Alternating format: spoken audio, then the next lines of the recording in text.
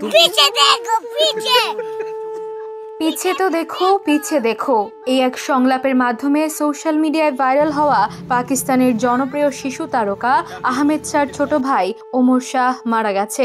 সোমবার আহমেদ শাহ এই তথ্য নিশ্চিত করেছে।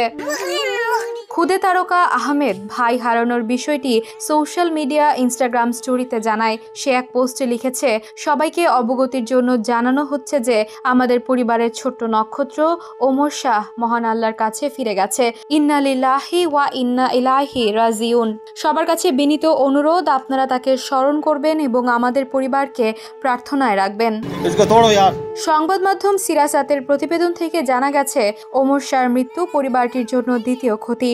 গত বছরই আহমেদের বোন আয়েশাও মারা যান। পরিবারটি এখনো সেই শোক কাটিয়ে ওঠার আগেই আরেক সদস্য ওমর শাহ মারা গেল। জানা গেছে, ওমর শাহ হঠাৎ হৃদরোগে আক্রান্ত হয়ে মারা যায়। সে বমি করেছিল এবং তা ফুসফুসে প্রবেশ করে।